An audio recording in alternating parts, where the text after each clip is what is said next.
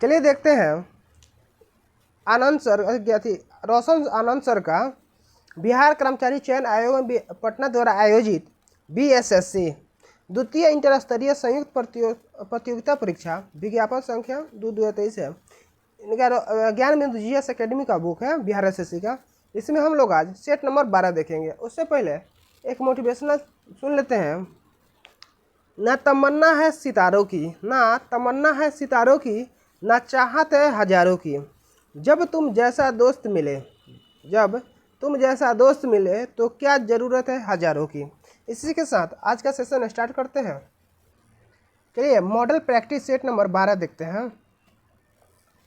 ठीक है, चलिए पहला क्वेश्चन देखते हैं। पहला क्वेश्चन रीजनिंग है। दूसरा क्वेश्चन देखते हैं, क्या किस देश की मुद्रा है? क्या किस देश की मुद्रा है? म्यांमार की है। यानी क्या म्यांमार की मुद्रा है। क्यूबा की मुद्रा क्या है? क्यूबाई पेसो है। कनाडा की मुद्रा कैनेडियन डॉलर है। कनाडा की मुद्रा क्या है? Canadian dollar. डेनमार्क की मुद्रा डेनिश क्रेन है। ठीक है, तीसरा क्वेश्चन है, कांस्टेंट शब्द में स्वरों की संख्या का प्रतिशत उसमें व्यंजन के प्रतिशत से कितना प्रतिशत कम है? 33.33% है। ठीक है, चलिए अगला क्वेश्चन देखते हैं। स्वर्णिम चतुर्भुज परियोजना का संबंध किसके विकास से है? राजमार्ग किससे है? राजमार्ग से संबंधित है। स्वर्णिम चतुर्भुज किससे है? राजमार्ग से संबंधित है। अब है छठा नंबर क्वेश्चन है,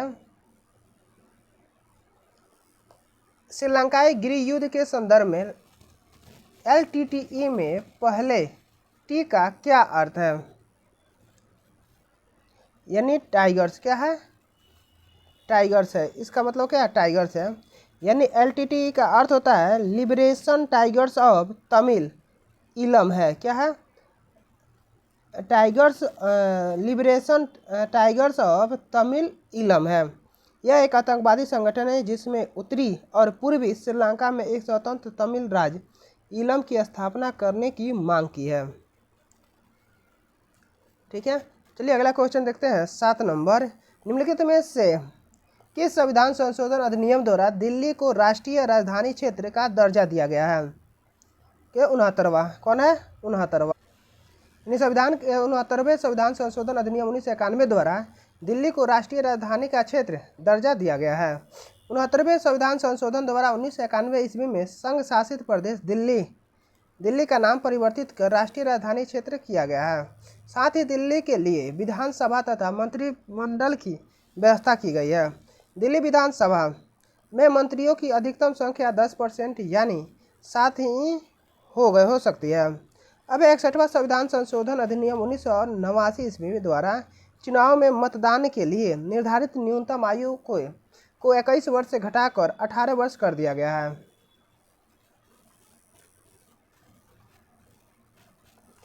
जो 28 मार्च 1989 से प्रभावी है। 71वां संविधान संशोधन अधिनियम 1992 ईस्वी द्वारा 8वीं अनुसूची में 3 भाषाओं कोंकणी, मणिपुरी और नेपाली को शामिल किया गया है। 84वां संविधान संशोधन अधिनियम 2001 द्वारा लोकसभा और राज्यों की विधानसभाओं के निर्वाचन क्षेत्रों की सीटों के पुनर्निर्धारण पर 25 वर्ष के लिए 2026 तक पाबंदी बढ़ाई गई है। यह व्यवस्था भी की गई कि राज्य में निर्वाचन क्षेत्रों की पुनर्निर्धारण 1991 की जनगणना के आधार पर होगा। अब 91वां संविधान संशोधन अधिनियम 2003 द्वारा अनुच्छेद 75 के फर्स्ट के क तथा अनुच्छेद 64 के फर्स्ट के क के माध्यम से केंद्रीय तथा राज्य मंत्री परिषद में क्रमशः प्रधानमंत्री, मुख्यमंत्री सहित कुल मंत्रियों की संख्या लोकसभा तथा राज्य विधानसभा के सदस्यों की कुल संख्या के 15% से अधिक नहीं होने का प्रावधान किया गया है। 15% अगर 12 से कम हो तो 12 को मंत्री बनाया जा सकता है। अब 51वां संविधान संशोधन के तहत अनुच्छेद 361 के ख जोड़ा गया है एवं 10वां अनुसूची में संशोधन कर यह व्यवस्था की गई कि यह दल के 2/3 सांसद या विधायक अपने दल छोड़कर किसी अन्य दल में शामिल होते हैं तो इसे दल बदल नहीं बल्कि इसे विघटन माना जाएगा।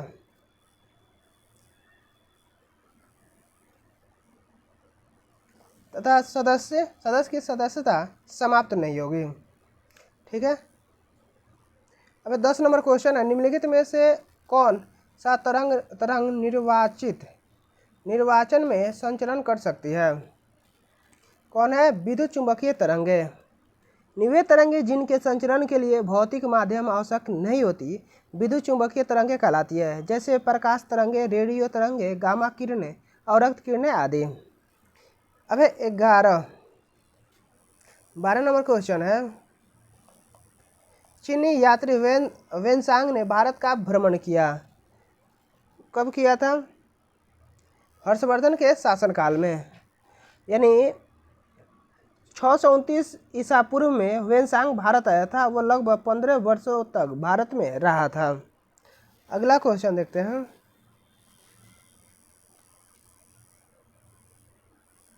अगला क्वेश्चन है 16 नंबर क्वेश्चन,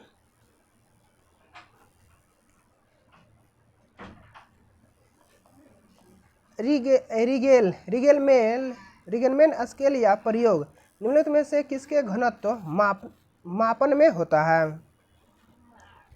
कौन होता है? धुआं में। किस में होता है? धुआं में।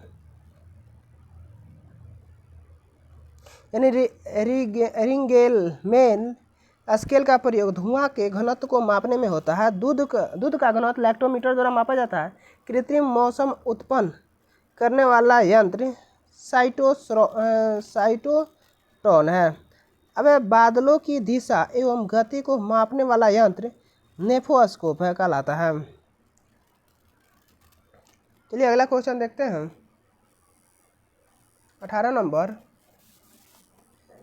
अल्लाह रखा खां किस वाद्य यंत्र के प्रसिद्ध वादक हैं? तबला के। जाकिर हुसैन गुदई महाराज, किशन महाराज, फयाज खां, सुखविंदर सिंह आदि तबला के प्रसिद्ध वादक हैं।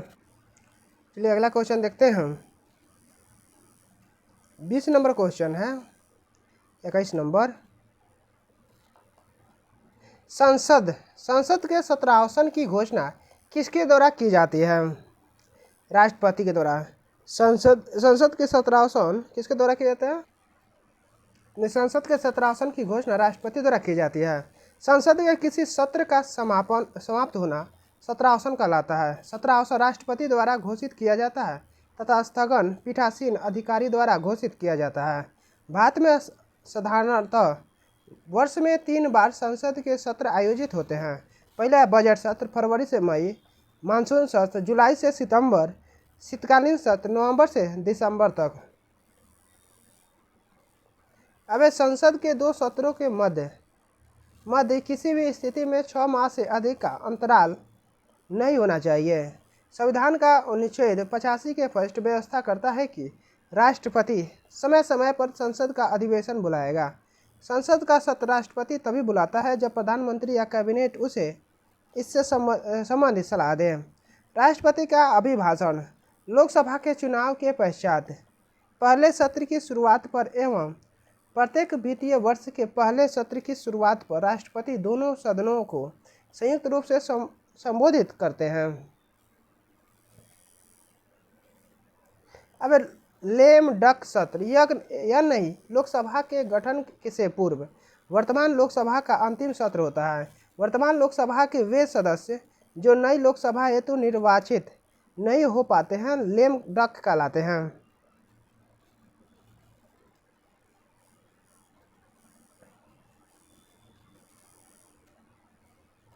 अब स्थगन सदन को स्थगित करने का अधिकार पीठासीन अधिकारी के पास होता है। सामान्यतः स्थगन द्वारा सदन को कुछ मिनटों, घंटों या कुछ दिनों के लिए निलंबित किया जाता है।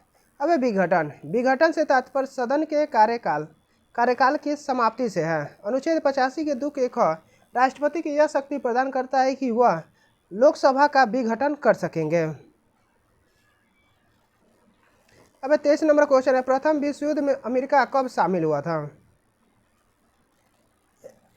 यानी प्रथम विश्व युद्ध में अमेरिका 6 अप्रैल 1917 को शामिल हुआ था। जर्मनी के यू बोट यू बोट द्वारा इंग्लैंड के लुसितानिया नामक जहाज को डुबाने के बाद अमेरिका प्रथम विश्व युद्ध में शामिल हुआ। ठीक है, चलिए अगला क्वेश्चन देखते हैं। 24 नंबर, निम्न में से किस नियमानुसार अच्छे अवशोषक ही अच्छे उत्सर्जक होते हैं तथा बुरे अवशोषक बुरे उत्सर्जक होते हैं? किरचॉफ के नियम के अनुसार, यानी किरचॉफ के नियम का अच्छे अवशोषक ही अच्छे उत्सर्जक होते हैं तब बुरे अवशोषक ही बुरे उत्सर्जक होते हैं। यह अंधेरे में एक काली एवं सफ़ेद वस्तु को समान ताप पर गर्म करके रख दिया जाए तो किरचॉफ के नियम के अनुसार अंधेरे में काली वस्तु अधिक चमकेगी। उष्मा का वह परिणाम जिसे कोई पिंड विकिरण द्वारा अवशोषित कर सकता है उस पिंड के वर्ग वर्ण रंग पर निर्भर करता है। अब स्टीफन के नियमानुसार किसी वस्तु के एकांक क्षेत्रफल से उत्सर्जित विकिरण ऊर्जा की दर ई वस्तु के परम ताप टी के चतुर्थ घात के समानुपाती होती है।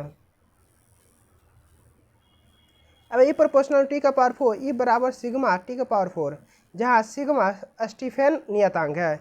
इसका मान सिग्मा बराबर 5.67 गुना 10 का पावर -8 जूल पर मीटर स्क्वायर पर सेकेंड पर केल्विन पर -4 होता है। अब न्यूटन का शीतलन नियमानुसार किसी वस्तु के ठंडे होने की दर वस्तु के ताप और परिवेश के ताप के बीच के अंतर को समानुपाती होता है। यह नियम केवल लघु तापांतर के लिए वैध है। चलिए अब अगला क्वेश्चन देखते हैं। केंद्रीय मंत्री अनुराग सिंह ठाकुर ने 10 मार्च 2023 को खेलो इंडिया 10 का दम टूर्नामेंट का उद्घाटन कहाँ किया है? भुवनेश्वर में। कहाँ किया है? भुवनेश्वर में, सॉरी कहाँ किया है? नई दिल्ली में किया। कहाँ किया है? नई दिल्ली में। भुवनेश्वर गलती है। ठीक है, चलिए अगला क्वेश्चन देखते हैं। 29 नंबर क्वेश्चन।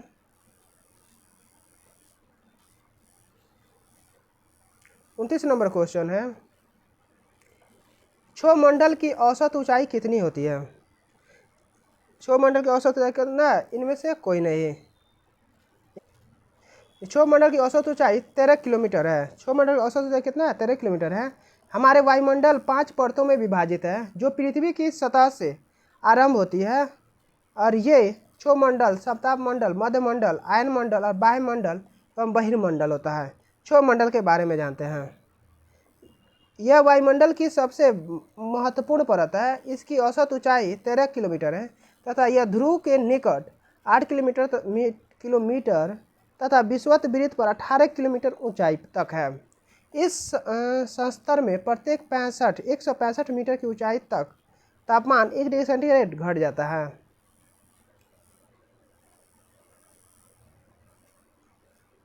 अब हम इसी मंडल में मौजूद वायु के सांस लेते हैं।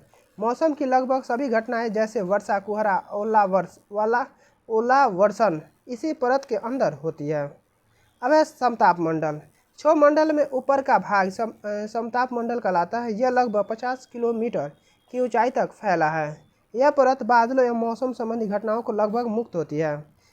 यहाँ की परिस्थितियाँ हवाई जहाज उड़ाने के लिए आदर्श होता है। सप्ताह मंडल की एक महत्वपूर्ण विशेषता यह है कि इसमें ओजोन गैसें की परतें होती है। यह परत सूर्य से आने वाली हानिकारक पराबैंगनी विकिरणों को हमारी रक्षा करती है। अब है मध्यमंडल। यह वायुमंडल की तीसरी परत है। यह समताप मंडल के ठीक ऊपर होती है। यह लगभग 80 किलोमीटर की ऊंचाई तक फैली होती है। अंतरिक्ष से प्रवेश करने वाले उल्कापिंड इस परत में आने पर जल जाते हैं। अब वायुमंडल या आयनमंडल। वायुमंडल में बढ़ती ऊंचाई के साथ तापमान अत्यधिक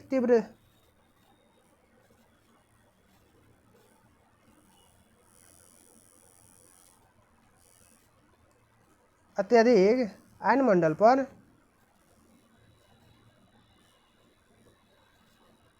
यानी आयनमंडल पर इस परत पर एक भाग यह 80 से 640 किलोमीटर तक फैला है।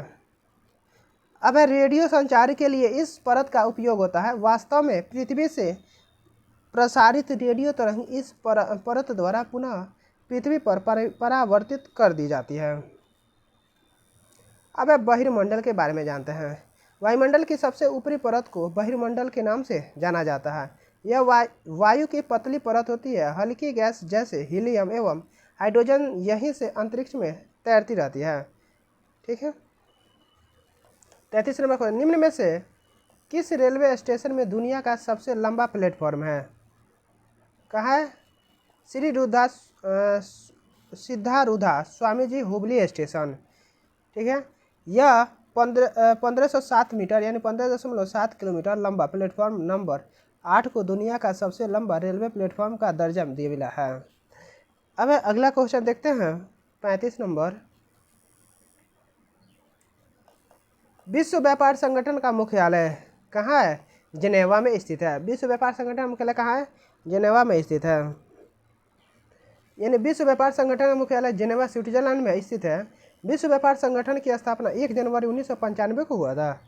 अब मार्केस समझौता पर अप्रैल 1994 में गेट सदस्य राष्ट्रों द्वारा हस्ताक्षर किया गया था। WTO की सबसे बड़ी निर्यातक संस्था सदस्य देशों के मंत्रियों का सम्मेलन है, जिसकी बैठक प्रत्येक 2 वर्ष पर होती है। WTO की प्रथम मंत्री स्तरीय सम्मेलन सिंगापुर में दिसंबर 1996 में हुई थी। अब WTO में 164 सदस्य देश हैं। अंतिम सदस्य के रूप में अफगानिस्तान इसका सदस्य 2016 में बना। WTO का पहला महानिदेशक पीटर सदरलैंड ब्राज़ील है। WTO की वर्तमान महानिदेशक नागोजी ओकोंजी इवेला नाइजीरिया है। 13 WTO की मंत्री स्तरीय सम्मेलन का आयोजन 2024 में दुबई UAE में होगा। ठीक है। अगला क्वेश्चन देखते हैं।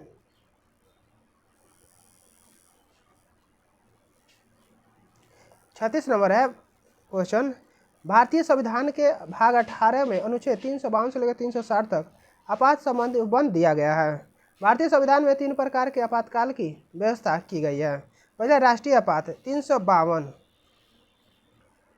36 नंबर क्वेश्चन है, भारतीय संविधान के किस भाग में आपातकाल के उपबंध दिया गया है?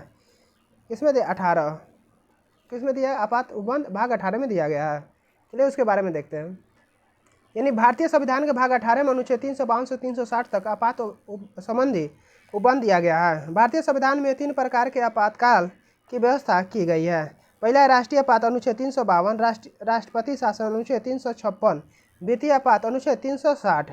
पहला राष्ट्रीय आपात अनुच्छेद 352। अनुच्छेद 352 में निहित है कि युद्ध, बाह्य आक्रमण, सशस्त्र विद्रोह के कारण संपूर्ण भारत या इसके किसी हिस्से की सुरक्षा खतरे में हो तो राष्ट्रपति राष्ट्रीय आपात की घोषणा कर सकता है।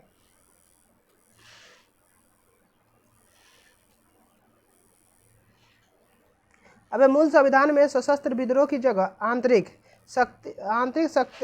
अशांति शब्द का उल्लेख है।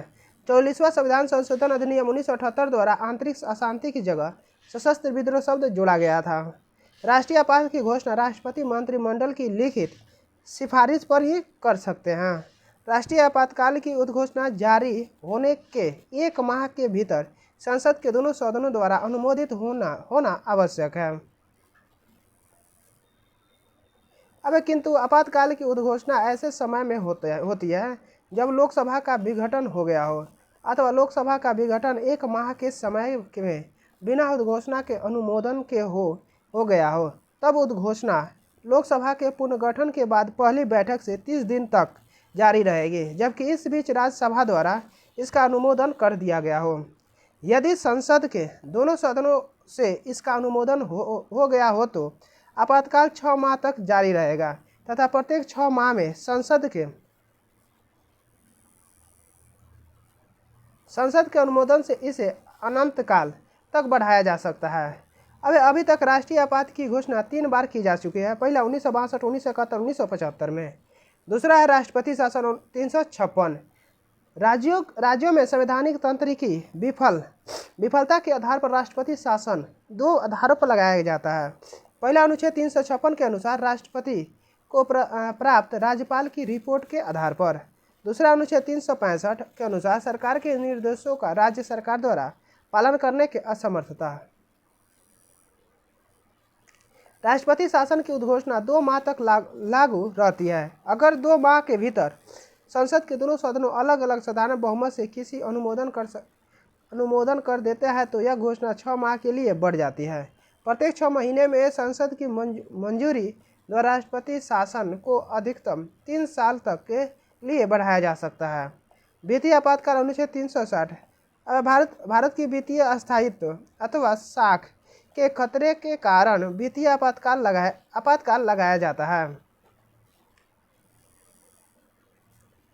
वित्तीय आपातकाल की घोषणा भी 2 माह तक लागू रहती है। अभी तक भारत में वित्तीय आपात नहीं लगाया गया है। ठीक है।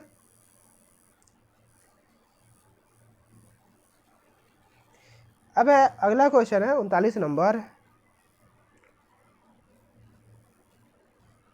39 नंबर क्वेश्चन है, निम्नलिखित में से सबसे प्रबल ऑक्सीकारक एजेंट कौन है? कौन है? फ्लोरीन है। कौन है?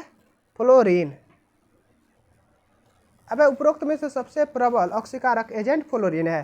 फ्लोरीन सर्वाधिक विद्युत ऋणात्मक तत्व, यह हैलोजन समूह में सर्वाधिक अभिक्रियाशील तत्व है। आधुनिक आवर्त में समूह 17 में रखे गए पांच तत्वों को हैलोजन कहा जाता है। हैलोजन समूह के तत्व फ्लोरीन, क्लोरीन, ब्रोमीन, आयोडीन और एस्टेटिन है। अब क्लोरीन हरे पीले रंग की गैस है। यह बहुत ही विषैली गैस है। क्लोरीन गैस चूने के साथ प्रतिक्रिया कर ब्लीचिंग पाउडर निर्माण करती है। अब क्लोरीन गैस फूलों का रंग उड़ा देती है। इसका उपयोग क्लोरोफॉर्म के निर्माण में पेयजल को शुद्ध करने में, जीवाणुनाशक के रूप में तथा रंगीन कपड़ों का रंग उड़ाने इत्यादि में किया जाता है। अब आयोडीन एक ठोस अधातु है। यह एक प्रबल जीवाणुनाशी है, अतः इसका प्रयोग टिंचर आयोडीन बनाने में होता है। मानव शरीर में आयोडीन थायराइड ग्रंथि में थायरॉक्सिन नामक कार्बनिक यौगिक के रूप में पाया जाता है। अब ऑक्सीजन को प्राण वायु कहा जाता है। अब आयतन के आधार पर वायु में इसकी मात्रा 20.95% है। अब कृत्रिम श्वसन में हीलियम और ऑक्सीजन की मिश्रण का प्रयोग होता है। 41 नंबर क्वेश्चन, निम्नलिखित में से किस वर्ष बंगाल विभाजन की घोषणा किया गया था? किस वर्ष किया गया था? 1905 में। यानी बंगाल विभाजन के विरोध स्वरूप स्वदेशी आंदोलन चलाया गया। 1906 ईस्वी में ढाका में मुस्लिम लीग का स्थापना किया गया। ठीक है। चलिए अगला क्वेश्चन देखते हैं 42 नंबर। जम्मू कश्मीर में भारतीय सेना ने 9 मार्च 2023 को किस जिले में सबसे ऊंचा प्रतिष्ठित राष्ट्रीय ध्वज स्थापित किया है? डोडा जिला। कहाँ स्थापित किया है? डोडा जिला। यानी डोडा जिले में सबसे ऊंचा तिरंगा 100 फीट ऊंचे खंबे पर लगाया गया है। चलिए अगला क्वेश्चन देखते हैं 45 नंबर। 45 नंबर है क्वेश्चन, वैसे रासायनिक अभिक्रिया को क्या कहते हैं जिनमें ताप की उत्पत्ति होती है? ऊष्माक्षेपी अभिक्रिया। क्या कहते हैं? ऊष्माक्षेपी अभिक्रिया। वैसे रासायनिक अभिक्रिया को ऊष्माक्षेपी अभिक्रिया कहते हैं जिसमें ताप की उत्पत्ति होती है, जैसे C+O2 CO2+ हीट गिरता है। इससे वातावरण का ताप बढ़ जाता है। अब अधिकांश रासायनिक अभिक्रियाएं ऊष्माक्षेपी होती है। वे सभी परिक्रम भी ऊष्माक्षेपी होते हैं जिनमें बंध बनने की प्रक्रिया होती है।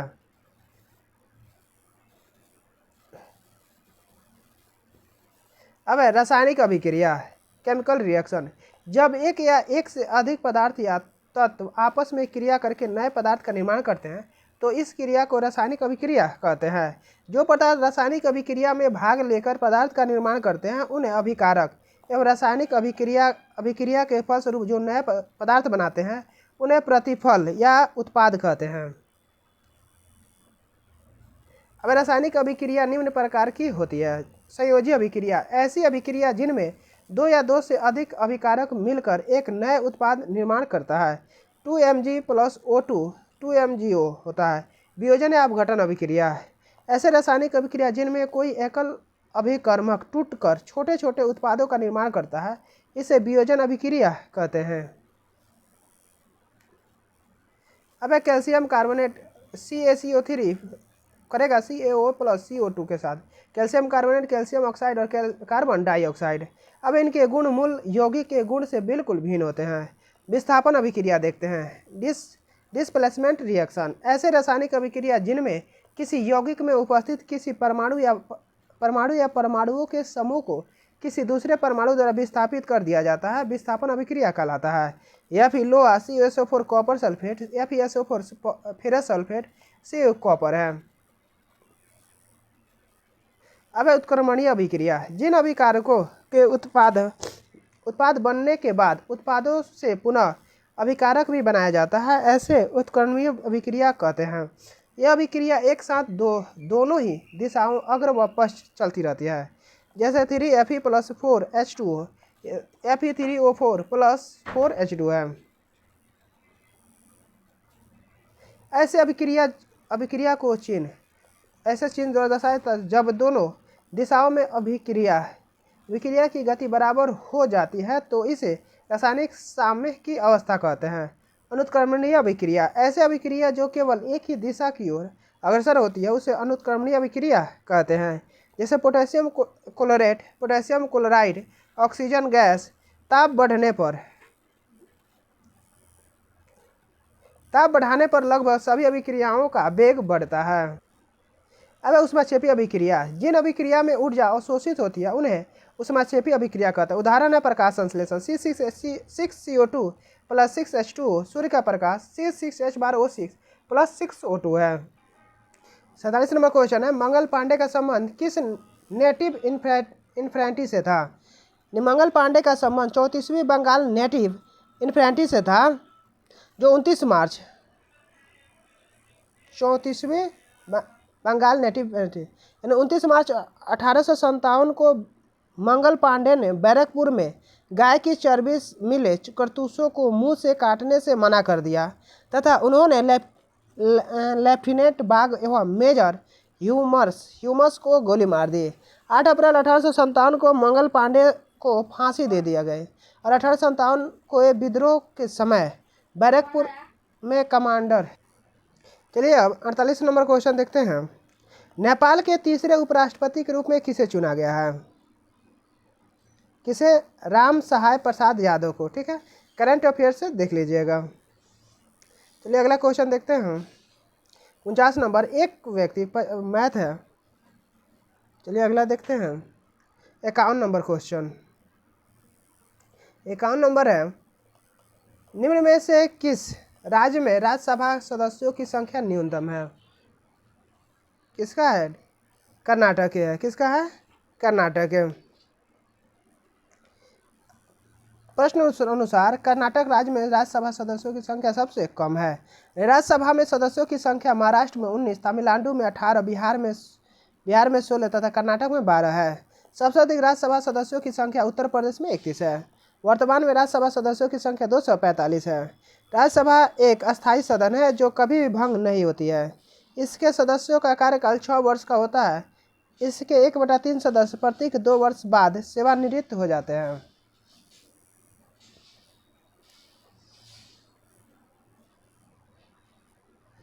अब राज्यसभा को उच्च सदन या द्वितीय सदन भी कहा जाता है। राज्यसभा के प्रथम सभापति डॉक्टर सर्वपल्ली राधाकृष्णन और प्रथम उपराष्ट्रपति श्री SV कृष्णमूर्ति राव थे। अब मंत्रिपरिषद राज्यसभा के प्रति उत्तरदायी नहीं होती है। केवल राज्यसभा में उपस्थित तथा मतदान करने वाले सदस्यों के 2/3 बहुमत से अखिल भारतीय सेवाओं अनुच्छेद 312 के सृजन का अधिकार है। अब तक 4 प्रधानमंत्री बने जो राज्यसभा के सदस्य थे। इंदिरा गांधी, HD देवगौड़ा, IK गुजराल और डॉक्टर मनमोहन सिंह हैं। अब राज्यसभा में धन विधेयक को प्रथमतः नहीं लगाया जा सकता है। धन विधेयक सर्वप्रथम केवल लोकसभा में प्रस्तुत किया जा सकता है। तत्पश्चात धन विधेयक को राज्यसभा में भेजा जाता है। धन विधेयक के संदर्भ में राज्यसभा की शक्तियाँ सीमित है। राज्यसभा धन विधेयक को न तो अस्वीकार कर सकती है और न ही इसे कोई संशोधन कर सकती है। राज्यसभा केवल सिफारिश कर सकती है जिसको मानने या न मानने के लिए लोकसभा स्वतंत्र है। अब राज्यसभा धन विधेयक को अधिकतम 14 दिनों तक अपने पास रोक सकती है। 14 दिनों की समाप्ति के बाद धन विधेयक का दोनों सदनों द्वारा लोकसभा और राज्यसभा उस रूप में पारित किया गया समझा जाता है जिस रूप में लोकसभा द्वारा पारित किया गया था। अब भारत का उपराष्ट्रपति राज्यसभा का पदेन सभापति होता है। अतः वर्तमान में राज्यसभा के सभापति जगदीप धनखड़ हैं। वर्तमान में राज्यसभा के उपसभापति हरिवंश नारायण सिंह हैं। वर्तमान में राज्यसभा के महासचिव प्रमोद चंद्र मोदी जो कि 13वां है। अब बी है, अब 53 नंबर क्वेश्चन है, मैरी कॉम संबंधित है। मैरी कॉम किससे संबंधित है? बॉक्सिंग से संबंधित है। मैरी कॉम बॉक्सिंग खेल से संबंधित है। मैरी कॉम 8 बार विश्व मुक्केबाजी चैंपियनशिप में पदक जीती है। वर्तमान में मैरी कॉम राज्यसभा में मनोनीत सदस्य है। अन्य भारतीय बॉक्सिंग खिलाड़ियों के नाम जैसे विजेंद्र सिंह, लॉलिना बोरगोहेन, अमित पंघाल, शिव थापा, विकास कृष्ण आदि हैं। बेल बार्कर कप बॉक्सिंग से संबंधित है।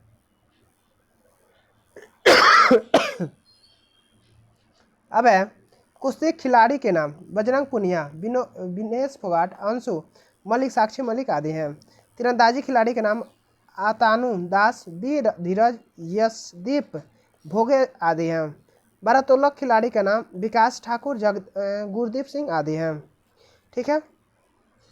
4 नंबर क्वेश्चन है, किस तत्व में इलेक्ट्रॉन, प्रोटॉन तथा न्यूट्रॉन की संख्या क्रमशः 18, 16, 16 और इसका प्रतीक कौन है? कौन है? ये है S2 माइनस, यानी 16S2 माइनस 32 होता है। ठीक है, यानी परमाणु संख्या माइनस प्रोटोनों की संख्या बराबर 16, परमाणु द्रव्यमान संख्या बराबर प्रोटोनों की संख्या प्लस न्यूट्रॉनों की संख्या बराबर 16 + 16 बराबर 32। ठीक है, चलिए अगला क्वेश्चन देखते हैं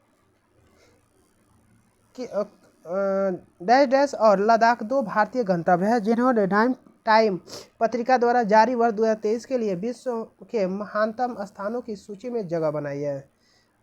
कौन है? मयूरभंज और लद्दाख 2 भारतीय गंतव्य हैं। चलिए अगला क्वेश्चन देखते हैं। 59, निम्नलिखित में से किस राज्य में काली मृदा मुख्य रूप से पाई जाती है? महाराष्ट्र में। कहाँ पाई जाती है? महाराष्ट्र में। महाराष्ट्र राज्य में काली मृदा मुख्य रूप से पाई जाती है। काली मृदा कपास की खेती के लिए उचित समझी जाती है, इसलिए इसे कपास मृदा के नाम से भी जानी जाती है। यह माना जाता है कि जलवायु और लावा जनक शैलों में काली मृदा के बनने में महत्वपूर्ण योगदान दिया है। इस प्रकार की मृदाएं दक्कन पठार, बेसाल्ट क्षेत्र के उत्तर पश्चिम भागों में पाई जाती है। ये मृदाएं महाराष्ट्र, सौराष्ट्र, मालवा, मध्य प्रदेश और छत्तीसगढ़ के पठार पर पाई जाती है और दक्षिण पूर्वी दिशा में गोदावरी और कृष्णा नदियों के घाटियों तक फैली है। अब काली मृदा बहुत महीन कणों अर्थात मृत्तिका से बनी होती है। इसकी नमी धारण करने की क्षमता अत्यधिक है। इसके अलावा ये मृदाएं कैल्शियम कार्बोनेट, मैग्नीशियम, पोटास और चूने जैसी पौष्टिक तत्वों के परिपूर्ण होते हैं, परंतु इनमें फास्फोरस की मात्रा कम होती है। गीली होने पर यह मृदाएं चिपचिपी हो जाती है और इनके जोतन मुश्किल हो जाता है। 60 नंबर क्वेश्चन है, किस राज्य सरकार ने हाथियों की सुरक्षा के लिए गज मित्र नामक एक अनूठा पहल शुरू किया है? कौन है? केरल। कौन है? केरल। यानी मानव हाथी संघर्ष HEC की बढ़ती घटनाओं की जांच करने के लिए एक पश्चिम बंगाल द्वारा गज मित्र हाथियों के मित्र नामक एक अनूठा मानव नेतृत्व वाली पहल शुरू किया गया है। चलिए अगला क्वेश्चन देखते हैं। 63 नंबर क्वेश्चन है, कांच बनाने में उपयोग आने वाली सबसे मुख्य घटक है? कौन है? सिलिका है। कौन है? सिलिका। कांच बनाने में उपयोग में आने वाली मुख्य घटक कौन है? सिलिका है। कांच बनाने में उपयोग आने वाले मुख्य घटक सिलिका है। साधारण कांच सिलिका सोडियम सिलिकेट और कैल्शियम सिलिकेट का ठोस विलयन मिश्रण होता है। कांच के निर्माण में कच्चे माल के रूप में रेत, सोडा, क्वार्ट्ज का प्रयोग होता है। कांच क्रिस्टलीय ठोस के रूप में एक अतिशीतित द्रव है, इसलिए कांच की क्रिस्टलीय संरचना नहीं होती और न ही उसका कोई निश्चित गलनांक होता है। कांच को कठोर बनाने के लिए पोटेशियम क्लोराइड का उपयोग किया जाता है। अब कांच को गलाने के लिए उसमें क्यूलेट मिलाया जाता है। फोटोक्रोमिक कांच सिल्वर को लाइट की उपस्थिति के कारण धूप में स्वतः काला हो जाता है। रेशेदार कांच का यह प्रयोग बुलेट प्रूफ जैकेट बनाने में किया जाता है। कांच के ऊपर चित्र बनाने के लिए फ्लोरीन का उपयोग किया जाता है। कांच को धीरे धीरे ठंडा करने की प्रक्रिया को अनिलीकरण तथा अतिशीघ्र ठंडा करने की क्रिया को क्वेंचीकरण कहते हैं। कांच को काटने के लिए हीरे का उपयोग किया जाता है। कांच पर डिजाइन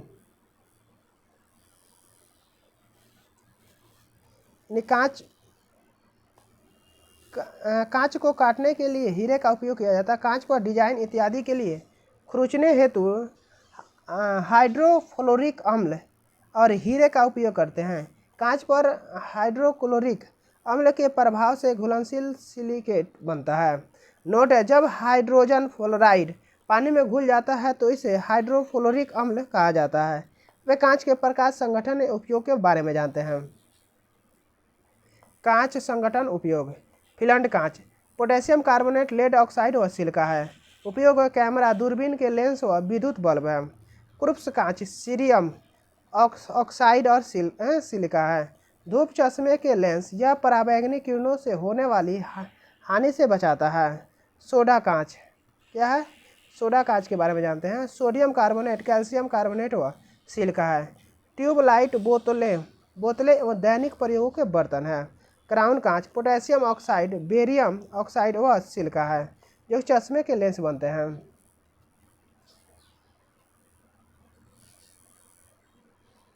अब पाइरेक्स कांच सोडियम सिलिकेट और बेरियम सिलिकेट होता है। प्रयोगशाला के उपकरण है। पोटास कांच पोटेशियम कार्बोनेट, कैल्शियम कार्बोनेट व सिलिका है। अधिक ताप तक गर्म किए जाने वाले कांच को बर्तन व प्रयोग उपकरण है। प्रकाशिकीय कांच पोटेशियम कार्बोनेट, रेड लेड या सिलिका है। चश्मा, सूक्ष्मदर्शी, टेलीस्कोप एवं प्रिज्म बनाने में इसका उपयोग किया जाता है। अब 65 नंबर क्वेश्चन है, निम्नलिखित में से कौन सा नगर हड़प्पा सभ्यता बंदरगाह का नगर था? कौन है? लोथल है। कौन है? लोथल। अब है, ठीक है, 65 नंबर क्वेश्चन है, लोथल हड़प्पा सभ्यता का एक बंदरगाह नगर था। लोथल गुजरात में भोगवा नदी के तट पर स्थित है। हड़प्पा सभ्यता के अधिकांश नगर 2 भागों में विभाजित थे, लेकिन धौलावीरा नगर 3 भागों में विभाजित था। सिंधु घाटी सभ्यता के अवशेषों की खोज सर्वप्रथम 1921 ईस्वी में हड़प्पा में किया गया था। हड़प्पा नगर रावी नदी के तट पर बसा था। मोहनजोदड़ो का अर्थ मृतकों का टीला होता है। यह नगर सिंधु नदी के तट पर बसा था। अब 66 नंबर क्वेश्चन है, भारत में अभियुक्त को दी गई फांसी की सजा को निरस्त करने का अधिकार किसके पास है? किसके पास है? राष्ट्रपति के पास है। भारत में अभियुक्त को दी गई फांसी की सजा को निरस्त करने का अधिकार राष्ट्रपति के पास है। भारतीय संविधान के अनुच्छेद 72 राष्ट्रपति को दोषी करार दिए गए व्यक्ति को क्षमा की शक्ति प्राप्त है। राष्ट्रपति की क्षमादान शक्तियाँ: क्षमा, पूर्णतः माफ कर देना। इसका मतलब है कि अपराध कभी हुआ ही नहीं। अब प्रविलंबन किसी दंड को कुछ समय के लिए टालने की प्रक्रिया। अब विराम के बारे में जानते हैं। विशेष परिस्थितियों की वजह से सजा कम करना, जैसे दिव्यांगत या महिलाओं की गर्भावस्था की अवधि के कारण। परिहार सजा की मात्रा को बदलना, जैसे 2 वर्ष के कठोर कारावास को 1 वर्ष के कठोर कारावास में बदल देना। अब लघुकरण सजा की प्रकृति को बदलना, जैसे मृत्युदंड को कठोर कारावास में परिवर्तित करना। नोट है, संविधान के अनुच्छेद 161 के द्वारा राज्य के राज्यपाल को भी क्षमादान करने की शक्ति प्रदान की गई है। मृत्युदंड को क्षमा करने का अधिकार राष्ट्रपति को है, राज्यपाल को नहीं है। अब सर्वोच्च न्यायालय के क्षेत्राधिकार तथा शक्तियाँ देखते हैं। मूल या आरंभिक अधिकार अनुच्छेद 131। अनुच्छेद 32 में सर्वोच्च न्यायालय को रीट की अधिकारिता दी गई है। अब अपीलीय अधिकारिता। सर्वोच्च न्यायालय संवैधानिक, सिविल तथा आपराधिक सभी तरह के मामलों में अपील का अंतिम न्यायालय है। सलाहकारी अधिकारिता। अनुच्छेद 143 द्वारा न्यायालय को सरकारी अधिकारिता दी गई है। अब इस अनुच्छेद के अंतर्गत ही राष्ट्रपति सर्वोच्च न्यायालय से परामर्श करती है।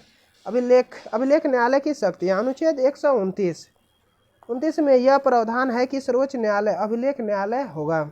अब सर्वोच्च न्यायालय की कार्यवाही एवं फैसले के अभिलेख व साक्ष्य के रूप में रखे जाएंगे। अब सर्वोच्च न्यायालय की अवमानना पर दंड देने की शक्ति होगी। अब न्यायिक पुनर्वलोकन की शक्ति। इसके अंतर्गत विधायिका द्वारा बनाए गए किसी भी कानून या कार्यपालिका द्वारा जारी किए गए किसी आदेश को संविधान के प्रतिकूल होने पर न्यायपालिका निरस्त कर सकती है तथा अपने पूर्व में सुनाए गए निर्णय को भी समीक्षा कर सकती है। राष्ट्रीय मानवाधिकार आयोग। इस आयोग का गठन मानवाधिकार संरक्षण अधिनियम 1993, 2006 में संशोधित तथा 2019 में संशोधन के तहत किया गया है।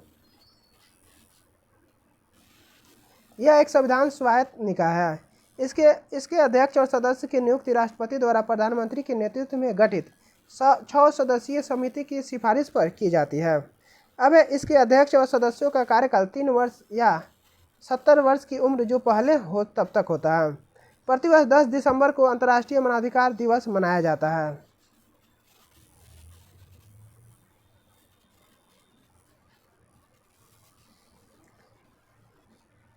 सिक्सटी 69 नंबर क्वेश्चन है, गैमेक्सिन डीडीटी और ब्लीचिंग पाउडर का महत्वपूर्ण यौगिक है। कौन है? क्लोरीन है। कौन है? क्लोरीन। चलिए अगला क्वेश्चन देखते हैं। 71 नंबर क्वेश्चन। प्रत्येक वर्ष विश्व पृथ्वी दिवस मनाया जाता है। 22 अप्रैल को मनाया जाता है। 22 मई को प्रतिवर्ष अंतर्राष्ट्रीय जैव विविधता दिवस मनाया जाता है। 22 अप्रैल को विश्व पृथ्वी दिवस मनाया जाता है। 72 नंबर क्वेश्चन है, भारत में राष्ट्रीय भाला फेंक दिवस प्रतिवर्ष कब मनाया जाता है? 7 अगस्त को मनाया जाता है। अब 73 नंबर क्वेश्चन है, 73, 74, 75 नंबर क्वेश्चन देखते हैं।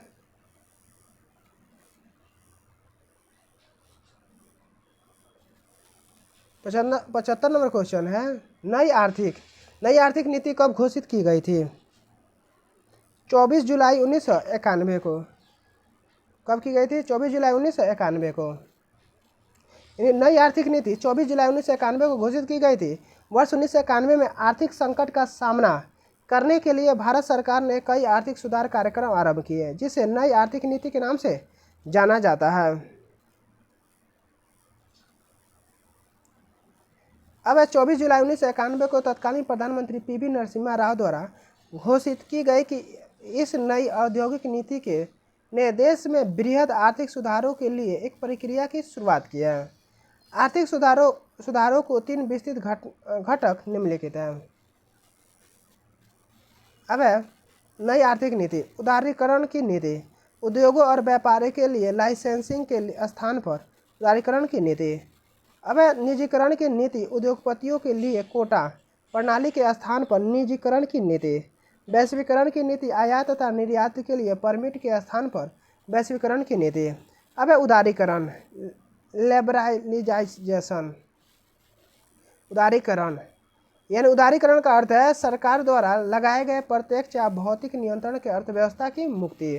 अर्थव्यवस्था को विभिन्न प्रकार के नियमों तथा नियंत्रण के संबंध में उदार होना। यह मुख्यतः उद्योगों तथा अन्य आर्थिक क्रियाओं पर सरकारी नियंत्रण को समाप्त करने या कम करने के संबंधित है। अब निजीकरण,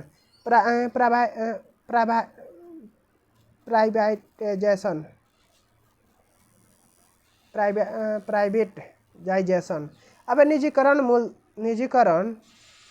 मूलतः एक ऐसी प्रक्रिया है जिसके परिणाम स्वरूप सार्वजनिक उद्यमों को स्वामित्व का हस्तांतरण सरकार से हटाकर निजी क्षेत्र में होता है। निजीकरण से अभिप्राय निजी क्षेत्र द्वारा सार्वजनिक क्षेत्र के उद्यमों पर पूर्ण रूप से स्वामित्व या आंशिक रूप से स्वामित्व प्राप्त करना और उसका प्रबंधन करना है। अब वैश्वीकरण के बारे में जानते हैं। ग्लोबलाइजेशन।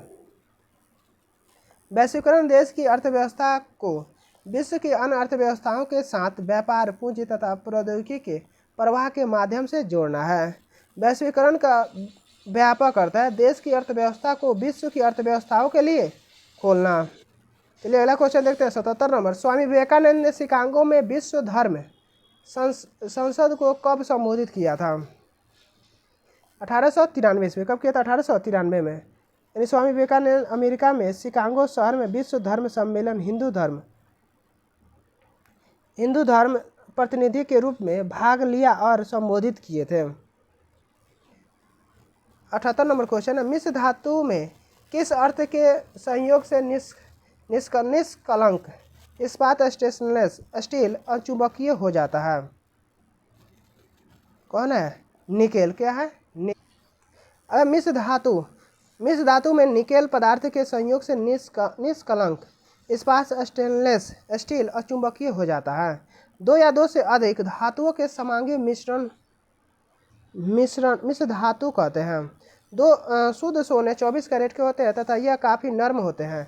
इसे कठोर बनाने के लिए इसमें चांदी तांबा मिलाया जाता है। भारत में अधिकांश आभूषण बनाने के लिए 22 कैरेट सोने का उपयोग होता है।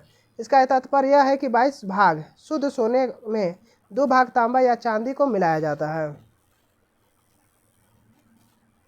यदि कोई एक धातु पारद है तो इसे मिश्र धातु के अमलगम कहते हैं।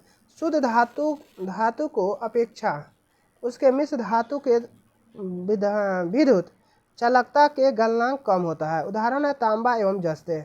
CuPrZn के मिश्र धातु पीतल तथा ताम्र एवं टीन CuSn की मिश्र धातु कांसा विद्युत के कुचालक है, लेकिन ताम्र का उपयोग विद्युतीय परिपथ बनाने में किया जाता है।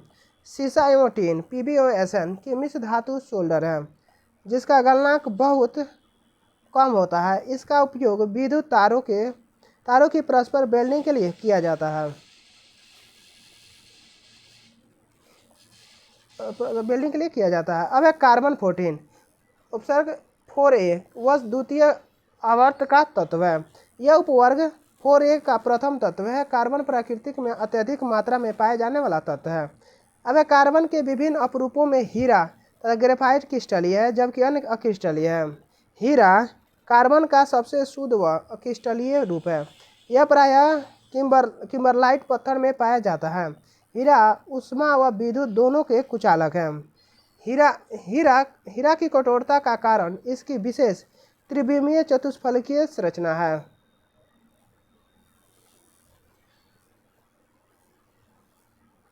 अब ग्रेफाइट समषट्भुजाकार होता है।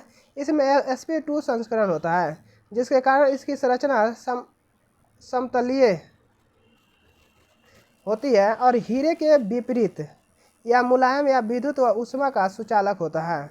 अब इस्पात के जंग संरक्षण या प्रतिरोध गुण बढ़ाने के लिए उसमें क्रोमियम मिलाया जाता है। इसे sp3 संस्करण होता है।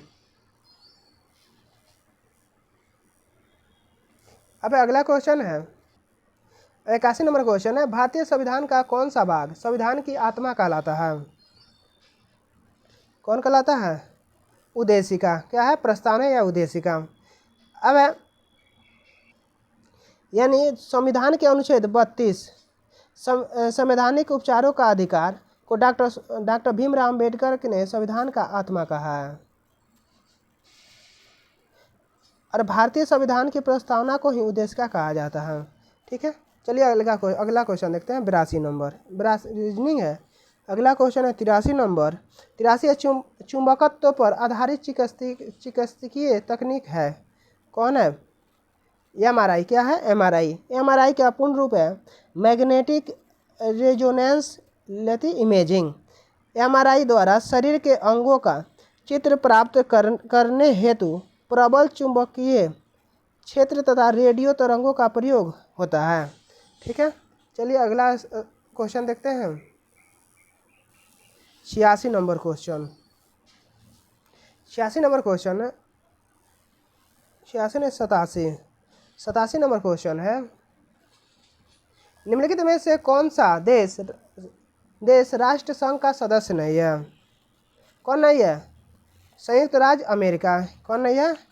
संयुक्त राज्य अमेरिका। यानी राष्ट्र संघ का स्थापना 10 जनवरी 1920 में किया गया। राष्ट्र संघ का मुख्यालय जिनेवा में है। राष्ट्र संघ की स्थापना पेरिस शांति सम्मेलन एवं महत्वपूर्ण परिणाम था। 88 नंबर क्वेश्चन है, पृथ्वी के भूप्रपटी पर किस तत्व का प्रतिशत सर्वाधिक है? किसका है? ऑक्सीजन का है। यानी पृथ्वी पर संपूर्ण प्रपटी पर लगभग 98% भाग 8 तत्वों जैसे ऑक्सीजन, सिलिकॉन, एल्युमिनियम, लोहा, कैल्शियम, सोडियम, पोटेशियम, मैग्नीशियम से बना है तथा शेष भाग titanium, hydrogen, phosphorus, manganese, sulphur, carbon, nickel एवं अन्य पदार्थों से बना है। पृथ्वी के प्रपटी में प्रमुख तत्व कौन है? ऑक्सीजन, जो कि 40.60% पाया जाता है। असिल का 27.72% पाया जाता है। चलिए अगला क्वेश्चन देखते हैं। 92 नंबर क्वेश्चन है, 1857 से लेकर 1879 का प्रथम स्वतंत्रता संग्राम पुस्तक के लेखक कौन है? कौन है? कार्ल मार्क्स और एफ एंगेल्स है। कौन है? कार्ल मार्क्स और एफ एंगेल्स। ठीक है। इसे नई यॉर्क डेली ट्रिब्यून के लिए लिखा गया था। अब फर्स्ट वार ऑफ इंडिपेंडेंस किसने लिखा? विनय दामोदर सावरकर ने लिखा है। Sepoy mutiny and the revolt of 1857 आर.सी. मजूमदार ने लिखा है। अब अगला क्वेश्चन देखते हैं। 93 निम्न में से किस राष्ट्रपति का निधन उसके कार्यकाल के समय हो गया था? किसका हो गया था? फरूक अली अहमद का। किसका हुआ था? फरूक अली अहमद का कार्यकाल के समय में उनका निधन हो गया था। इनका कार्यकाल था 1974 से लेकर 1977 तक। भारत के प्रथम राष्ट्रपति डॉक्टर राजेंद्र प्रसाद का कार्यकाल वर्ष 1950 से 1962 तक था। ठीक है। चलिए अगला क्वेश्चन देखते हैं। 97 नंबर क्वेश्चन है, कनिष्क राजा थे कहाँ के? कुषाण वंश के। यानी कनिष्क ने 78 ईस्वी में शक संवत चलाया जो उसके राज्यारोहण की तिथि है। अब 100 नंबर क्वेश्चन है, उस शब्द का चयन करें जो भिन्न है। कौन है? डगमगाना को छोड़कर अन्य सभी क्या जानवरों द्वारा निकाली गई विभिन्न प्रकार की ध्वनियाँ है। गुर्राना, घुरघुर, मिमियाना, ये सब क्या है? सब आवाज़ें हैं। अब 101 देखते हैं। बिस्मिल्लाह खां कौन सा वाद्य यंत्र बजाते थे? शहनाई। ठीक है। अब 102 नंबर क्वेश्चन, उस शब्द का चयन करें जो भिन्न है। कौन है? काला रंग को छोड़कर अन्य सभी रंग इंद्रधनुष में मौजूद होते हैं।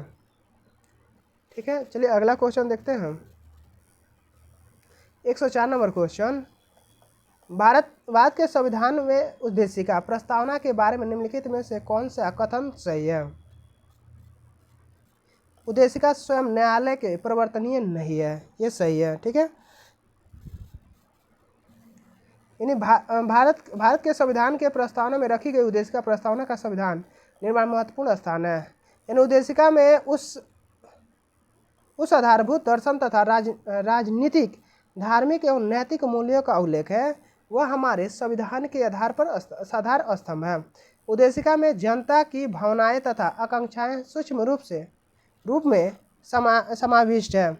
अब संविधानविदों ने उद्देशिकाओं को संविधान की आत्मा के समान माना है। संविधान के प्राधिकार का मूल स्रोत भारत के लोगों में निहित है।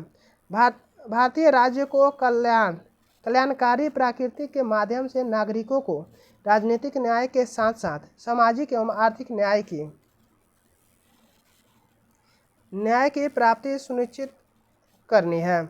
यदि प्रस्तावना में विद्यमान संविधान का मूलभूत ढांचा नष्ट न किया जाए तो प्रस्तावना में संशोधन किया जा सकता है। संविधान के लागू होने की तिथि 26 जनवरी 1950 ईस्वी है। इसमें वे उद्देश्य वर्णित है जिनमें संविधान स्थापित करना और आगे बढ़ाना चाहता है। 42वें संविधान संशोधन 1976 के द्वारा प्रस्तावना में समाजवादी पंथ निरपेक्ष और राष्ट्र की अखंडता शब्द जोड़े गए हैं। अब 105 नंबर क्वेश्चन देखते हैं। 105 नंबर, विषय का चयन करें। यानी जो हिरण है, हिरण यानी लार्वा, बछेड़ा और निम्न सभी जानवरों के शिशु हैं, जबकि हिरण नर हिरण है। ठीक है। अब है 106 देखते हैं। एक जलीय विलयन लाल लिटमस विलयन को नीला कर देता है। निम्नलिखित में से किसके विलयन को अधिक के में मिलाने पर यह परिवर्तन उल्टा हो जाता है? कौन हो जाता है? हाइड्रोक्लोरिक अम्ल। कौन है? हाइड्रोक्लोरिक अम्ल। चलिए अगला क्वेश्चन देखते हैं हम। अगला क्वेश्चन है, उससे पहले इसके बारे में जानते हैं। एक जलीय विलयन लाल लिटमस विलयन को नीला कर देता है और हाइड्रोक्लोरिक अम्ल के विलयन को आधिक्य में मिलाने पर यह परिवर्तन उल्टा हो जाता है। ब्लीचिंग पाउडर का रासायनिक नाम कैल्शियम हाइपोक्लोराइड CaOCl2 है। अब बेकरी उत्पादन में सोडियम बाइकार्बोनेट NaHCO3 लवण का प्रयोग किया जाता है। खाने वाले सोडा का प्रयोग खाद्य सामग्री के अलावा अग्नि शमन में करते हैं। अब सभी अम्ल भस्म तथा लवण के जलीय विलयन में विद्युत का संचालन करते हैं, जिन्हें हम विद्युत अपघट्य कहते हैं, जैसे हाइड्रोक्लोरिक अम्ल HCl, sodium hydrochloride, sodium chloride आदि है।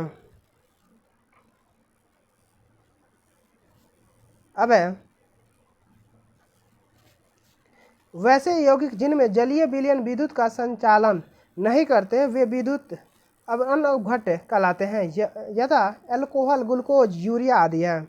अम्ल भस्म तथा लवण के जलीय विलयन में उपस्थित आयन ही विलयन से होकर विद्युत धारा संचालन के लिए उत्तरदायी होते हैं। HCl हाइड्रोक्लोरिक विद्युत का सुचालक होता है। H2SO4 का जलीय विलयन भी विद्युत का संचालन करता है।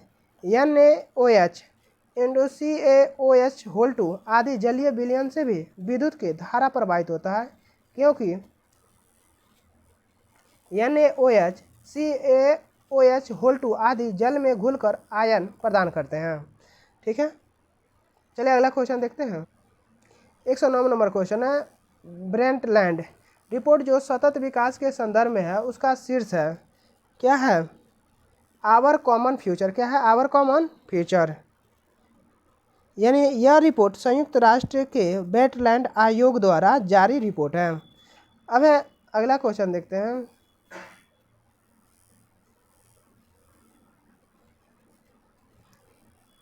111 नंबर क्वेश्चन है, गोपेन खान किस लिए प्रसिद्ध है? किसके लिए? टीन की खान के लिए। गोपेन खान विश्व की सबसे बड़ी टीन उत्पादन खान है। ठीक है। अब अगला क्वेश्चन देखते हैं। 115 नंबर क्वेश्चन। अब 115 नंबर क्वेश्चन देखते हैं। पंडित चंद्रनाथ मिश्र अमर साहित्य से किससे संबंधित है? साहित्य से संबंधित है। ठीक है। 116 नंबर क्वेश्चन है, वित्त आयोग के संदर्भ में गलत कथन चुनिए। यानी ए नंबर है, वित्त आयोग द्वारा की गई सिफारिशें राष्ट्रपति में बाध्यकारी होती हैं, यही गलत है। ठीक है। और ये 3 सही है। जैसे कि वित्त आयोग के अध्यक्ष पद के लिए योग्यता संविधान में निर्धारित की गई है, हाँ सही है। अभी तक 15 वित्त आयोग का गठन किया जा चुका है, हाँ किया गया है। संविधान के अनुच्छेद 280 के अनुसार वित्त आयोग का गठन किया गया, हाँ किया गया। ठीक है। चलिए अगला क्वेश्चन देखते हैं। अब 119 नंबर क्वेश्चन, मानव मस्तिष्क के बारे में निम्नलिखित में से कथनों पर विचार कीजिए। क्या होगा? 1 और 2 दोनों सही है। यानी मस्तिष्क हृदय गति को नियंत्रण रखने के लिए उत्तरदायी है, हाँ सही है। यह शरीर के संतुलन को लिए उत्तरदायी है, हाँ सही है। ठीक है। चलिए इसके बारे में कुछ जानते हैं। यानी एक वयस्क मनुष्य के मस्तिष्क का भार लगभग 3 पाउंड या 1300 से 1400 ग्राम होता है। यह उसके संपूर्ण भार का लगभग 2% होता है। मस्तिष्क सोचने, हृदय गति नियंत्रण तथा शरीर के संतुलन तीनों के लिए उत्तरदायी है।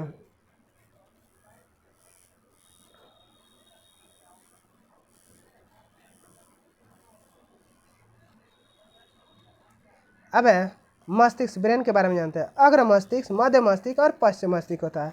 अग्र मस्तिष्क जो होता है सेरिब्रम और फेलोन होता है। थैलेमस और हाइपोथैलेमस होता है। मध्य मस्तिष्क कार्पोराक्वाडिजेमिना होता है और सेरिब्रल पेडिकल होता है।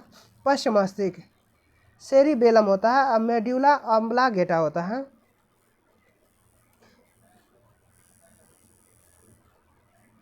यानी सेरिब्रम या प्रमस्तिष्क दो गोलार्धों का बना होता है जिन्हें सेरिब्रम अर्ध गोलाकार कहते हैं।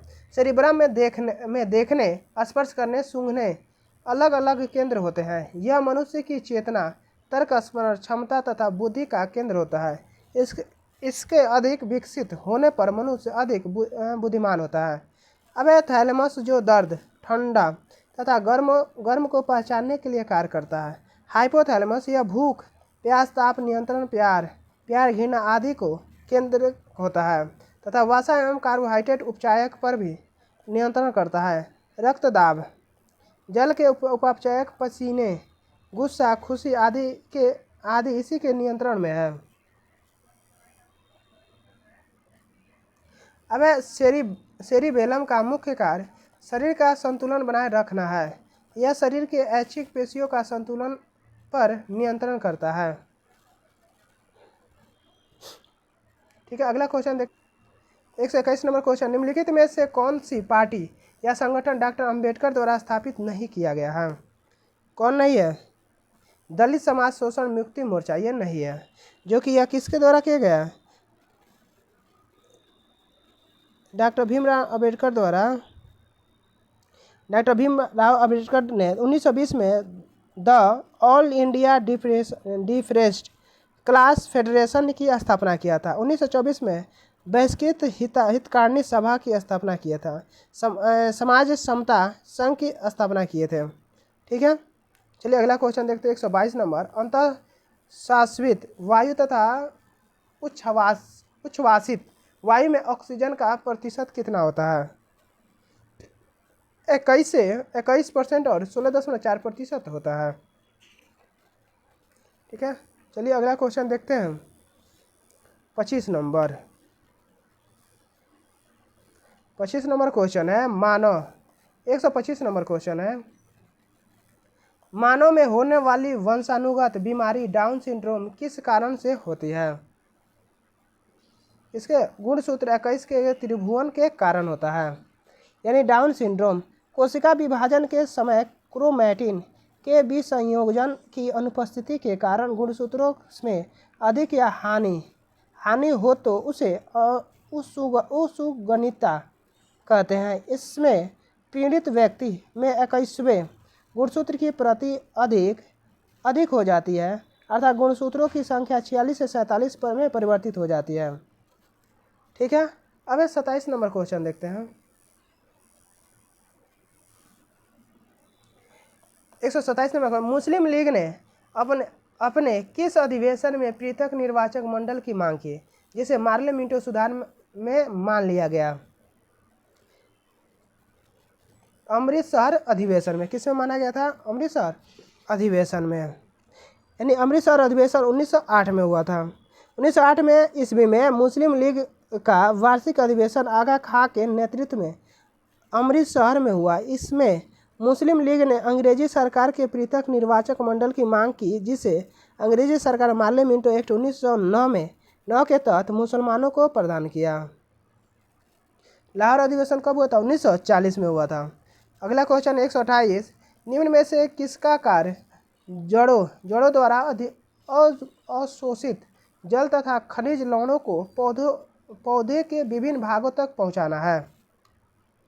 जाइलम। कौन है? जाइलम। जाइलम का कार्य जड़ों द्वारा अवशोषित जल तथा खनिज लवणों को पौधों के विभिन्न भागों तक पहुंचाना है। जाइलम या दारू ये पौधों की यांत्रिक सहारा देते हैं। ये पौधों की जड़ों द्वारा अवशोषित जल तथा खनिज लवणों के पौधों के विभिन्न भागों तक पहुंचाते हैं। इन्हें जल संवहन ऊतक भी कहते हैं। भूमि का जल परासरण दबाव द्वारा मूल मूल रोमों तक पहुंचता है। अब इसके निर्माण में 4 प्रकार की कोशिकाएं भाग लेती हैं। कौन है? वाहिनिकाएं। कौन है? वाहिनिकाएं। वाहिकाएं, काष्ठ मृदुतक, काष्ठ तंतु। अब फ्लोएम के बारे में जानते हैं। क्या है फ्लोएम? फ्लोएम का मुख्य कार्य पौधों के हरे भागों में निर्मित भोज्य पदार्थों को दूसरे भागों में स्थानांतरित करना है। अब इसका उत्तक फ्लोएम को बास्ट कहते हैं। फ्लोएम में निर्माण में 4 प्रकार की कोशिकाएं भाग लेती है। कौन है? चालनी नलिकाएं, सकोशिकाएं, फ्लोएम मृदुतक, फ्लोएम फाइबर। अब माइटोकांड्रिया के बारे में जानते हैं। माइटोकांड्रिया यूकैरियोटिक कोशिकाओं में अनेक सूक्ष्म गोलाकार छड़ या कण आकार की संरचनाएं होती है, जिसकी खोज सर्वप्रथम कोलिकर ने 1880 में किया था। अब इसे 1890 में अल्टमैन ने बायोप्लास्ट तथा 1897 में बेंडा ने माइटोकांड्रिया नाम दिया। अब इसे कोशिका का पावर हाउस कहा जाता है। अब राइबोसोम। क्या है? राइबोसोम के बारे में जानते हैं। राइबोसोम सभी जीवित कोशिकाओं में पाए जाते हैं। राइबोसोम का मुख्य कार्य अमीनो अम्ल द्वारा प्रोटीन संश्लेषण में सहायता करना है। अब 131 नंबर क्वेश्चन, निम्नलिखित में से कौन सी एक भेड़ की नस्ल है? कौन है? 20 शाहवादी। क्या है? शाहवादी। कौन है भेड़ की नस्ल? बरगुर गाय, भदावरी भैंस, चेंगू बकरी का नस्ल है। ठीक है, चलिए अगला क्वेश्चन देखते हैं। 133 नंबर, खिलाफत आंदोलन किससे संबंधित था? खलीफा की प्रभुता को संरक्षित करना। खलीफा की प्रभुता को क्या करना? संरक्षित करना था। यानी विश्व एवं भारत के मुसलमानों तुर्की के सुल्तान को इस्लामी साम्राज्य का खलीफा मानते थे, लेकिन प्रथम विश्व युद्ध की समाप्ति के बाद मित्र राष्ट्रों ने तुर्की के साथ सेवर्स यानी श्रेबे की संधि के तहत तुर्की का विभाजन कर दिया तथा खलीफा के पद को समाप्त कर दिया। ठीक है, चलिए अगला क्वेश्चन देखते हैं। 134 नंबर, 134 नंबर, मानव की पसलियाँ अस्टर्नम। क्या है? अस्टर्नम के साथ जुड़ी होती है। मानव की पसलियाँ किससे जुड़ी होती है? अस्टर्नम के द्वारा जुड़ी होती है। अब पसलियों में कुल हड्डियों की संख्या 24 होती है। जत्रुक में हड्डियों की संख्या 2 होती है। इलियम कूल्हे की सबसे बड़ी हड्डी है, इलियम। ठीक है, और चलिए आगे देखते हैं अगला क्वेश्चन। 37 नंबर क्वेश्चन देखेंगे। 137 नंबर, गर्भ निरोधक दवाइयों के रूप में किस हार्मोन की गोलियां खाई जाती है? किसका? एस्ट्रोजन का। किसका गोली खाई? एस्ट्रोजन का। एस्ट्रोजन एवं प्रोटोजन के बारे में जानते हैं। हार्मोन का अंडाशयों के द्वारा उत्सर्जन किया जाता है। यह हार्मोन स्त्रियों के द्वितीयक लैंगिक लक्षणों को विकसित करके तथा मासिक चक्र को समान बनाए रखकर प्रजनन अंगों के विकास में प्रेरित करते हैं। एस्ट्रोजन के प्रभाव से लड़कियों में स्तनों, अंडावाहिनियों, गर्भाशय तथा योनि का विकास होता है। ठीक है, चलिए अगला क्वेश्चन देखते हैं। 139, भारत की जनसंख्या वृद्धि को निम्न में से विशिष्टीकृत किया गया है। बच्चों व वृद्धों की संख्या में वृद्धि। बच्चों व वृद्धों की संख्या में वृद्धि किया गया। अब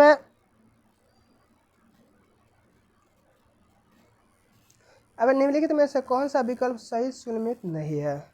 कौन नहीं है? यानी कोल विद्रोह, सिद्धू और कानू गलत है ये। ठीक है, खेड़ा विद्रोह, चक्र बिश्नोई। अब उलगुलान विद्रोह, बिरसा मुंडा। खासी विद्रोह, तीरथ सिंह ने किया था। ठीक है, चलिए इसके बारे में जानते।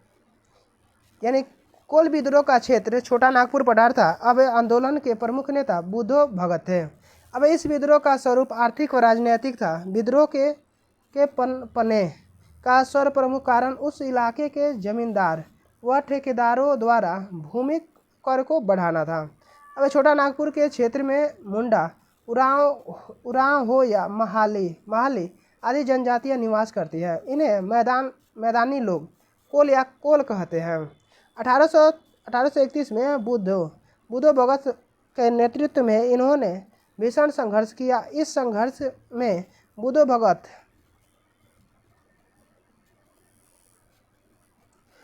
भगत सहित हजारों विद्रोही मारे गए। इसके बाद गंगा नारायण ने 1832 में इसका नेतृत्व किया। यह विद्रोह रुक कर 1848 तक चलता रहा। बाद में इसे कुचल दिया गया।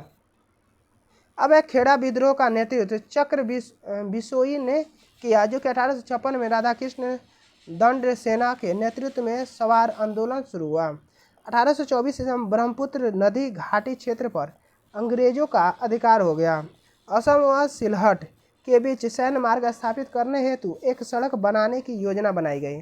खासी मुखिया तीरथ सिंह ने इसका विरोध किया तथा अन्य लोगों के सहायता से विद्रोह कर दिया। 143 नंबर क्वेश्चन, निम्नलिखित में से कौन सी महासागरीय धारा हिंद महासागर से संबंधित है? कौन है? अगुलहास धारा। कौन है? अगुलहास धारा। हिंद महासागर की धाराएं: दक्षिणी विषुवतीय धारा मोजाम्बिक, गर्भधारा मेडागास्कर, गर्मधारा अगुलहास, गर्मधारा पश्चिमी ऑस्ट्रेलियाई ठंडी जलधारा। अब अटलांटिक महासागर की धाराएं: गर्म जलधारा और ठंडी जलधाराएं। गर्म जलधारा, ठंडी जलधाराएं।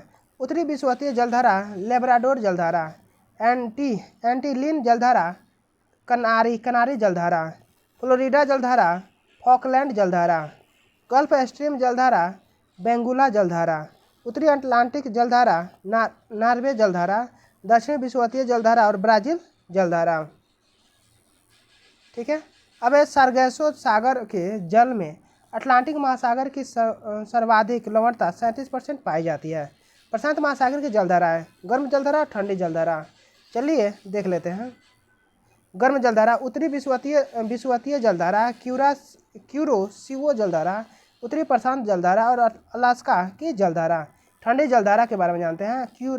क्यूराइल जलधारा अथवा अखोत्सक जलधारा, कैलिफोर्निया की जलधारा, हम्बोल्ट या पेरुवियन की जलधारा, अटलांटिक की जलधारा। अब एल नीनो जलधारा, ये गर्म जलधारा, विपरीत विषुवतरेखीय जलधारा, पूर्वी ऑस्ट्रेलियाई जलधारा, दक्षिणी विषुवतरेखीय जलधारा और सुषमा जलधारा, ये सब क्या गर्म जलधारा है। 142 नंबर क्वेश्चन है, बौद्धों का प्रसिद्ध ताबो मठ किस घाटी पर अवस्थित है? स्पीति घाटी। कौन घाटी? स्पीति घाटी। चुंबी घाटी के भारत, सिक्किम, भूटान व चीन, तिब्बत तीनों के मिलन बिंदु पर स्थित होने के कारण सामरिक महत्व अधिक है। डोकलाम क्षेत्र इसी के अंतर्गत आता है। अब न्योरा घाटी दार्जिलिंग की कलिम्पोंग में स्थित है, जो इसे 1986 में राष्ट्रीय पार्क घोषित किया गया है। अब अगला क्वेश्चन है 143। किसी वस्तु की पूंजी तथा उत्पादन का अनुपात किसका माप है? उत्पादन की प्रति इकाई में निर्दिष्ट की पूंजी की राशि, यानी किसी वस्तु की पूंजी तथा उत्पादन अनुपात उत्पादन की प्रति इकाई में निर्दिष्ट पूंजी की राशि का माप है। अगला क्वेश्चन देखते हैं 144 नंबर। मिजोरम में स्थित फवंगपुई राष्ट्रीय उद्यान में किस अन्य नाम से भी जाना जाता है? नीला पर्वत उद्यान। क्या है? नीला पर्वत उद्यान के नाम से भी जाना जाता है। अब भारत का प्रथम राष्ट्रीय उद्यान जिम कॉर्बेट राष्ट्रीय पार्क उत्तराखंड में है। इसका पुराना नाम हेली नेशनल पार्क था, जिसका स्थापना 1935 ईस्वी में की गई थी। वर्तमान में इसका नाम रामगंगा नेशनल पार्क है। देश में सर्वाधिक राष्ट्रीय उद्यान 11 मध्य प्रदेश में है। इसे टाइगर स्टेट भी कहते हैं।